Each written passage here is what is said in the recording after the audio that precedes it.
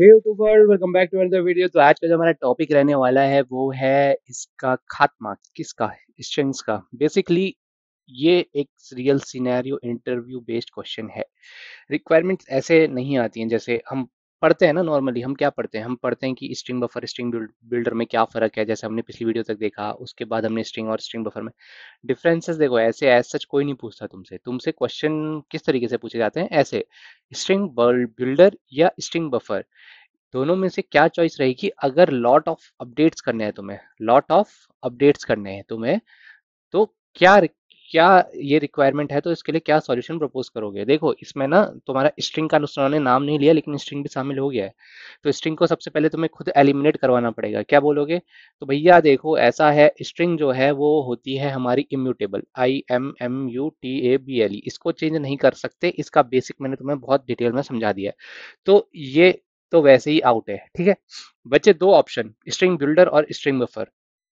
क्या क्या बचे? स्ट्रिंग बिल्डर, BUILDER, और string buffer, STRING, string buffer.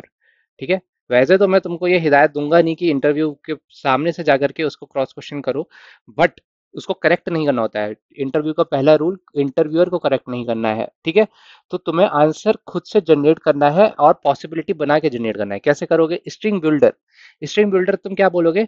अगर सर आपको लॉट ऑफ अपडेट करने हैं दोनों में, ठीक है, लॉट ऑफ अपडेट्स है, अगर ये प्रायोरिटी है, ठीक है, और इसके बाद अगर परफॉर्मेंस प्रायोरिटी है, PERFORMANCE, परफॉर्मेंस प्रायोरिटी है। क्यों? क्योंकि ये नॉन सिंक्रोनाइजेशन है, ठीक है। ये नॉन सिंक्रोनाइजेशन में काम करता है, नॉन सिंक, ठीक है। तो परफॉर्मेंस अगर आपकी प्रायोरिटी है तो आप स्ट्रिंग बिल्डर की तरफ चले जाइए।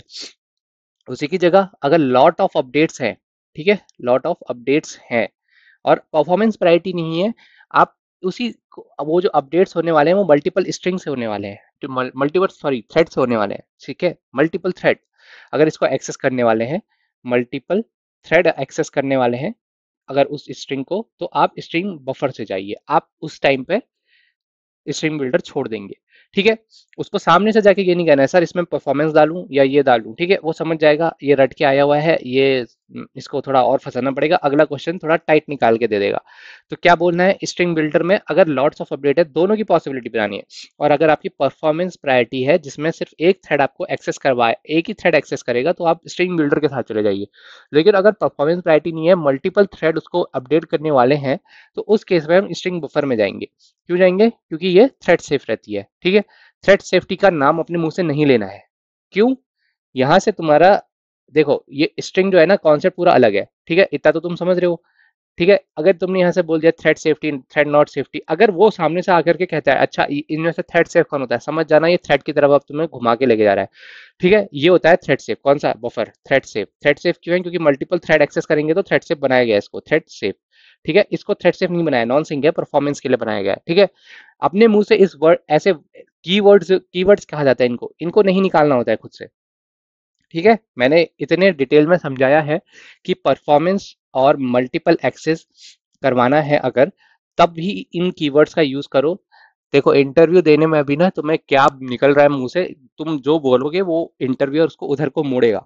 तो बहुत ध्यान से आंसर देते वक्त ये ध्यान दिया करो कि जब कोई एक टॉपिक पे तुम आंसर दे रहे हो तो दूसरे टॉपिक का नाम मिनिमल निकले, नहीं निकले तो अच्छा है। थ्रेड जो होते हैं ये अपने आप में बहुत बड़ा कॉन्सेप्ट आ जाता है फिर, ठीक है। थ्रेड बहुत लंबा कॉन्सेप्ट निकल के आएगा। तो अवॉइड कर सकते हो तो करो, लेकिन हाँ अगर इंटरव्यूअर को इसको इसमें जाना ही होगा, अगर उसने प्लान बनाया होगा स्ट्रिंग के बाद इससे मैं थ्रेड के ऊपर ही पूछूंगा, तो ठीक है। वो तुमको नहीं पता है, लेकिन तुमने बोला भी नहीं, लेकिन वो थ्रेड की तरफ ले जा रहा है, तो चलो ठीक है। वो तुम्हारा लेवल्स देख लेगा। अगर तुमने यहाँ पे थ्रेड हेड बोलना शुरू कर दिया, अगला क्वेश्चन सीधे वहीं से तुम्हारा लेवल जांचेगा, इंटरमीडिएट लेवल के क्वेश्चन पूछने शुरू कर देगा, ठीक है। तो उन चीजों को अवॉइड करो और इस तरीके से आंसर दिया करते हैं, ठीक है। तो आज का वीडियो इतना रखेंगे। वीडियो पसंद आएगा तो लाइक से सब्सक्राइब जरूर करना, अपने दोस्तों के साथ साझा जरूर करना। मेरे कोई क्वेश्चन होगा तो कमेंट सेक्शन में आके जरूर बताना। और ये रियल इंटरव्यू क्वेश्चन है, अपनी नोटबुक में लिख लेना इसको। डायरेक्ट क्वेश्चन नहीं आएगा, स्ट्रिंग बफर, स्ट्रिंग बिल्डर और स्ट्रिंग में क्या डिफरेंस है, ऐसे क्वेश्चन नहीं पूछते। क्वेश्चन इस तरीके से पूछे जाते हैं, सिनेरियो बेस्ड, ठीक है। अगली वीडियो